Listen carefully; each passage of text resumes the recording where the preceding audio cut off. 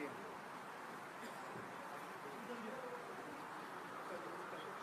आप सब लोगों को नमस्कार। अभी हम लोग 2,33,238 पिटीशंस लेके प्रधानमंत्री जी को देने के लिए निकले थे। एक महीना पहले उनसे E20 के मुद्दे पे चर्चा करने के लिए समय मांगा था, उनका कोई जवाब नहीं आया। आज हम उन्हें पिटीशंस देने के लिए निकले थे, उन्होंने जवाब दिया कि मैं नहीं मिलूँगा। तो बेसिकली ये तानाशाही की वो दिखाता है।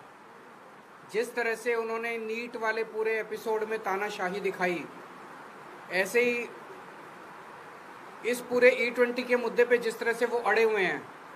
उनकी सरकार ने खुद पार्लियामेंट में माना है कि हाँ, माइलेज तो कम होती है पर थोड़ी होती है। हाँ, ये उसके इंजन के पार्ट तो खराब होते हैं पर रबड़ के पार्ट खराब होते हैं। तो भाई, जब इंजन के पार्ट भी खराब होते हैं, माइलेज भी खराब होती है, तो फिर क्यों ज़बरदस्ती कर रखी है? तो देखने में पता चलता है ज़बरदस्ती इसलिए कर रखी है कि ट्रंप वो मोदी जी के सर पे बैठा है। ट्रंप इनको इतना दबाव डाल रहा है कि मोदी जी की हिम्मत नहीं है ट्रंप के सामने ना कहने की। ट्रंप जो है वो ज़बरदस्ती कर रहा है कि अमेरिका से इथेनॉल खरीद के भारत में बेचो, इसलिए ये पूरा E20 आया हुआ है। आज हम पिटीशंस लेके गए थे। सारी पिटीशंस रस्सी से बांधी हुई थी, लेकिन किसी वजह से वो रस्सियाँ खुल गई, वहाँ पे कई सारी पिटीशंस इधर उधर हो गई। तो अगर प्रधानमंत्री दफ्तर कहेगा तो हम पूरी सारी पिटीशंस का एक फ्रेश सेट उन लोगों को भिजवा देंगे, और उसके ऊपर वो गौर करके, अगर 2,33,000 लोगों ने इतनी जल्दी साइन कर दिया तो जाहिर है कि पूरे देश के अंदर इसके ऊपर कितनी ज़्यादा बेचैनी है। तो प्रधानमंत्री जी से हम यही निवेदन करना चाहते हैं कि आप अमेरिका से इथेनॉल खरीदना बंद कीजिए, ट्रंप के दबाव को बर्दाश्त करना सीखिए। पूरा देश सफ़र कर रहा है। अभी अभी पंजाब विधानसभा में प्रस्ताव पारित किया गया है कि E20 जो है वो विड्रॉ किया जाए। E20 जनता के खिलाफ है और प्रधानमंत्री जी को ट्रंप का दबाव नहीं मानना चाहिए। गोवा के अंदर हमारे 2 MLA हैं, गुजरात के अंदर हमारे 5 MLA हैं, गुजरात में और जम्मू कश्मीर में 1 MLA है। तो जम्मू कश्मीर, गुजरात और गोवा में भी हमारे MLAs जो हैं वो प्रस्ताव पेश करेंगे। पास होगा कि नहीं होगा हमें मालूम है, क्योंकि वहाँ बीजेपी की गवर्नमेंट्स हैं इन दोनों राज्यों में, तो कम से कम गुजरात में और गोवा में, तो वो पास तो नहीं होने देंगे। लेकिन हम पेश करेंगे उन दोनों जगह भी प्रस्ताव की E20 को विड्रॉ किया जाए। और आज जो मूवमेंट था, आज एक और पार्लियामेंट में भी इन्होंने प्रश्न रखा था संजय जी ने, और उसका जवाब आया ही, उसके बारे में ये थोड़ा सा बताएंगे। और इसके बाद हम ये समझ गए हैं कि आंदोलन बहुत बड़ा होना पड़ेगा।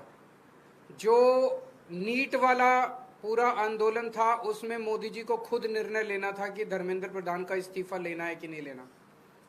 यहाँ पे तो ट्रंप का दबाव है, और ट्रंप के सामने मोदी जी भीगी बिल्ली बन जाते हैं। मोदी जी की चलती नहीं है, मोदी जी की मजबूरियां हैं। तो अगर जनता को E20 से निस्तारा चाहिए, E20 से छुटकारा चाहिए, तो जनता को सड़कों पे उतरना पड़ेगा और बहुत बड़े स्केल पे उतरना पड़ेगा। आंदोलन जारी रहेगा। अगला कब और कैसे होगा ये हम सोच विचार करके, अगली कौन सी एक्टिविटी होगी हम आप सब लोगों को बताएंगे। लेकिन आज जो 100 लोग आए, जिन लोगों ने, जो विक्टिम्स थे, उन लोगों ने हिम्मत की। आज के दौर में हिम्मत करनी बड़ी मुश्किल है।